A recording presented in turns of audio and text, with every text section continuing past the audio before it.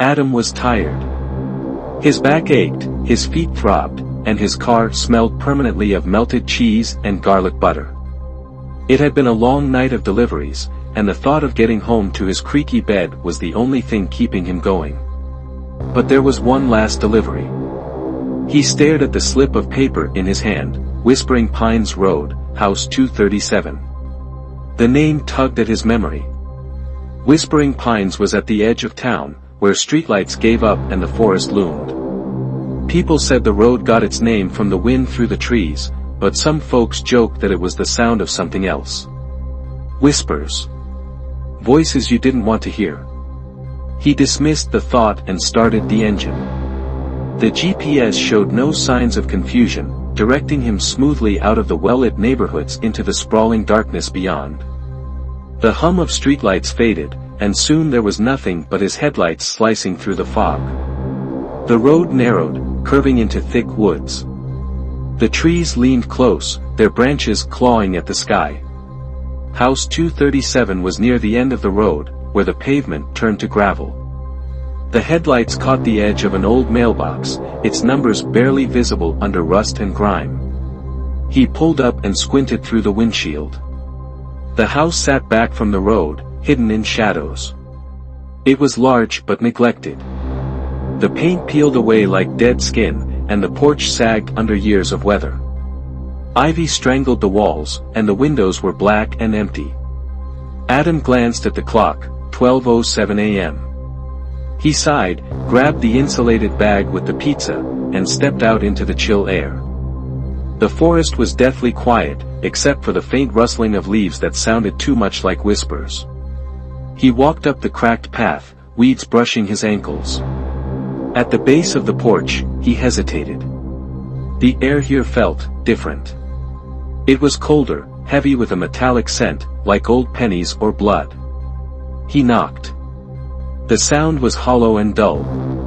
"Pizza delivery," he called, his voice thin and wavering. Silence.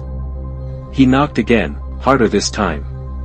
The door creaked open a few inches, as though it had been nudged by an invisible hand. A sliver of darkness peered back at him. "Hello?" he said, peering in. "I've got your pizza." Still no answer. A thought wormed its way into his mind, maybe it's paid for already. "I'll just leave it inside and go."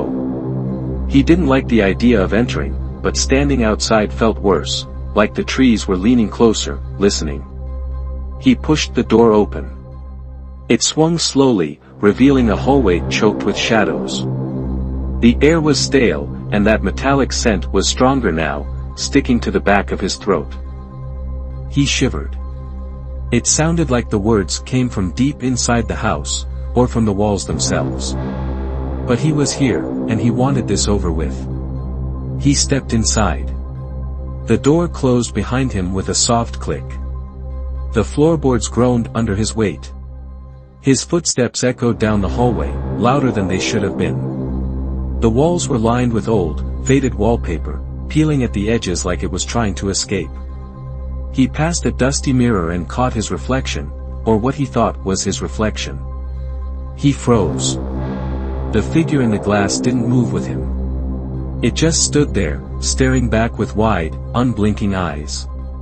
Adam's breath hitched. He stumbled backward, the pizza bag slipping from his fingers. When he looked again, the figure was gone. The mirror showed only his pale, terrified face. "I need to get out of here." He turned to leave, but the hallway stretched on longer than before. The front door was nowhere in sight. The wallpaper seemed to ripple, like something was pressing against it from the other side. He started to walk faster. The hallway grew colder, and the shadows deepened. He could hear the faint sound of whispers now, dozens of them, overlapping, just out of reach. Then he heard footsteps. They were soft, coming from behind him. He didn't want to look. Every instinct screamed at him to run. But his legs felt heavy, as though the air had thickened around him. "Don't go," a voice whispered, right beside his ear. He spun around. A woman stood there. Her face was pale, almost translucent, and her eyes were bottomless pits of shadow. She smiled, revealing teeth that were too sharp, too jagged. "Stay," she whispered. Her breath smelled like decay. "We're so hungry." Adam staggered back, but the floor seemed to collapse beneath him. He fell into darkness, cold hands grabbing at him, pulling him down. The whispers rose to a fever pitch, hungry and desperate. The last thing he saw was the woman's smile widening, her mouth stretching far too wide as she whispered, "Thank you for the delivery." The next morning, Adam's car was found abandoned on Whispering Pines Road. The pizza sat cold on the passenger seat. No one ever found the house. Or Adam. But sometimes, late at night, delivery drivers talk about Whispering Pines. About how, if you drive too far down that road, you can still hear someone whispering from the trees, asking for one last delivery, and warning you not to stop.